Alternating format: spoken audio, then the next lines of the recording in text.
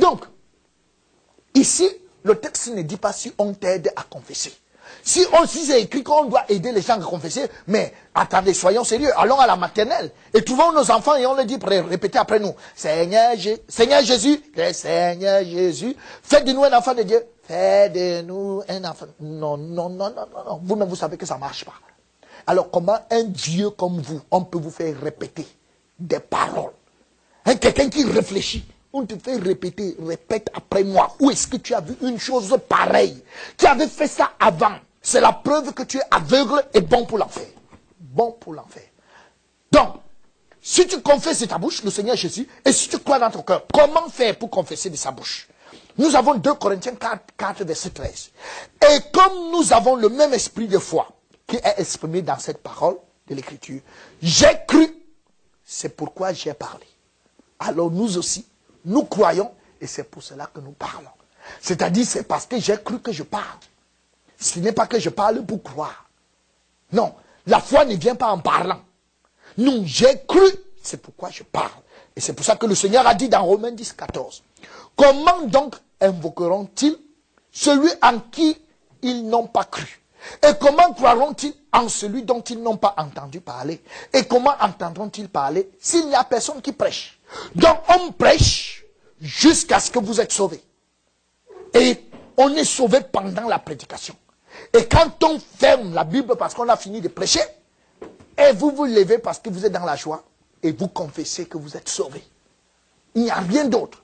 Donc, votre confession est la réponse à la prédication. Vous confessez que Jésus est Seigneur. Donc, il faut que vous arriviez à le confesser. Je ne vais pas lire le texte, mais nous allons dans Ézéchiel 37, verset 3. La Bible nous parle de Dieu qui s'approche d'Ézéchiel et lui dit, est-ce que tu penses que ces eaux peuvent revivre? Ézéchiel dit, toi seul tu le sais. Donc il connaît que lui-même ne peut rien faire pour que les eaux reviennent à la vie. Et il sait aussi que les eaux ne peuvent pas revenir à la vie d'eux-mêmes. C'est Dieu qui doit le faire. Alors, l'Éternel lui dit, prophétise. Et que ces os prophétise sur ces ossements. Ces ossements. Qu'est-ce que ça veut dire? Ça veut dire qu'il doit se mettre à parler aux ossements. Et il se met à parler aux ossements. Et pendant qu'il parle aux ossements, les ossements reviennent à la vie. Dites-moi, de vous à moi, est-ce que quelqu'un peut dire aux os qui sont desséchés, est-ce que vous voulez donner votre vie à Jésus? Est-ce qu'un homme normal peut dire ça? Est-ce qu'un homme normal peut dire, oh toi, lorsqu'il la rapproche, avance? Pour que, non. Vous, quand vous regardez les os, vous ne pouvez rien dire. Or, vous ne pouvez que faire comme Dieu vous dit. Vous parlez aux os et vous attendez. Et si les os se mettent debout et la chair revient à eux, c'est les hommes qui sont revenus à la vie qui vont vous dire, ben écoutez les gars, j'étais mort, mais je suis revenu à la vie. Là, c'est clair. Alors, quand nous sommes dans un champ d'évangélisation, les gens qui sont devant nous sont comme des sépulcres blanchis. Donc, à l'intérieur d'eux, ce sont des tas d'os. Et c'est à ces os que nous parlons. C'est à ces os que l'évangile s'en va. Donc, pendant que nous prêchons, c'est pendant que nous prêchons qu'ils doivent être sauvés. En accord avec Actes chapitre 10, verset 44. Comme Pierre prononçait encore ces mots, le Saint-Esprit descendit sur tous ceux qui écoutaient la parole. Vous devez être sauvés pendant la prédication. Si vous êtes sauvés avant ou après, il n'y a pas de salut là-dedans. Alors, comment est-ce que vous avez été sauvés? Proverbe 14 nous met en garde. Telle voie paraît droite à un homme, mais son issue, c'est la voie de la mort. Il est une race qui se croit pure et qui n'est pas lavée de sa souillure. Ça, ce n'est pas écrit c'est souillure, mais c'est sa souillure. Est-ce que tu as réglé le problème de ta mort spirituelle? Comment êtes-vous né de nouveau?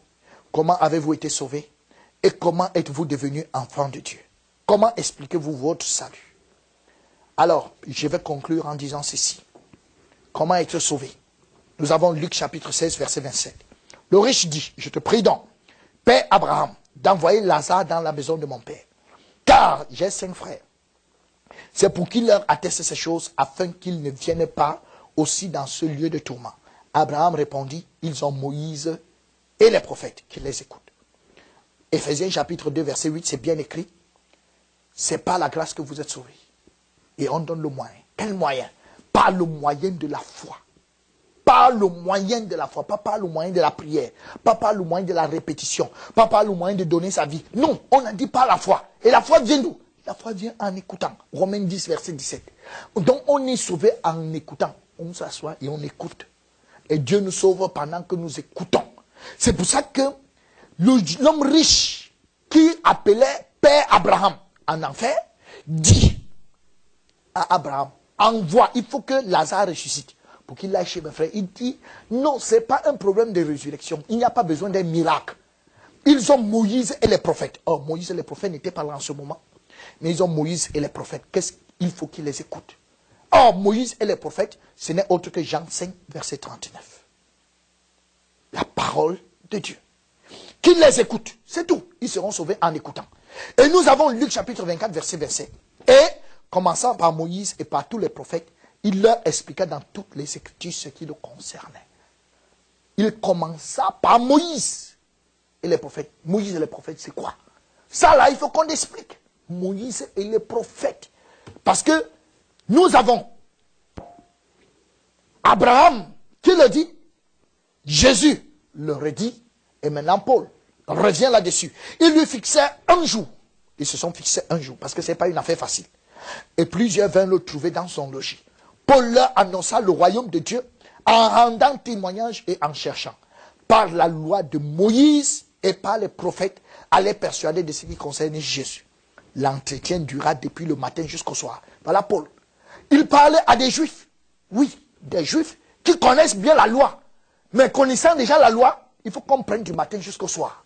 Si on doit prendre du matin jusqu'au soir pour un juif qui connaît déjà la loi, et ces juifs qui connaissent la loi, ils ne mangent pas n'importe quel animal.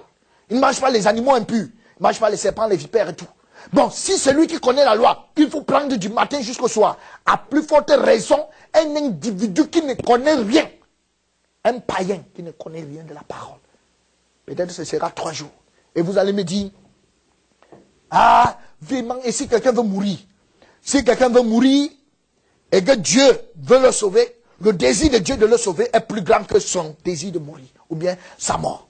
Donc Dieu va le maintenir en vie pour que ça se passe. Et vous allez me dire, mais le bandit sur la croix. Oui, le bandit sur la croix. Permettez-moi de vous dire, Jésus lui a parlé pendant 3 ans. Parce que celui qui dit, sur la croix, il dit, cet homme est saint. Mais nous sommes ici pour un mal que nous avons fait. Comment sait-il que Jésus est juste? Ça c'est 1. 2, comment sait-il que Jésus a un royaume? Il a un royaume parce qu'il l'a suivi. Donc ça veut dire que Jésus n'a fait aucune prédication sur la croix. Alors, il dit, l'entretien dura depuis le matin jusqu'au soir. Aujourd'hui, un homme de Dieu fait un né de nouveau en 2 heures. Il fait un né de nouveau en 1 heure. Les autres vont jusqu'à faire un né de nouveau en quelques minutes. De grâce. Faisons attention. Nous avons quand même des indices. Même si la Bible ne relate pas tous les petits détails, mais Dieu a mis des indices qui nous permettent de savoir comment les hommes peuvent être sauvés. Alors, dans mon prochain entretien, si vous êtes d'accord, nous allons nous fixer un jour. Et nous allons partir du matin jusqu'au soir pour expliquer la loi de Moïse et passer par les prophètes pour que vous soyez sauvés. Si ce n'est pas comme ça, ça ne marche pas. Nous avons traversé l'époque où Dieu lui-même sauvait les gens. Nous avons traversé l'époque où Jésus sauve les gens. Aujourd'hui, nous sommes dans l'époque où Dieu sauve, le Saint-Esprit sauve par la parole, en utilisant des personnes déjà sauvées. Alors, si vous trouvez cela nécessaire, nous allons nous fixer un jour pour parler de cette affaire. Je vous remercie pour votre attention. Je suis le serviteur de Dieu, Boba Denis. Merci. Nous allons prier.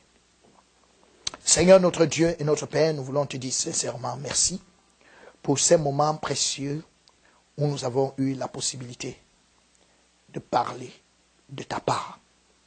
Merci Seigneur parce qu'il y a certainement quelqu'un qui écoute et quelqu'un que tu veux sauver. Laisse que Seigneur cette parole trouve accès dans son cœur. Et que Seigneur, tu puisses permettre qu'on puisse avoir un entretien pour le salut de son âme.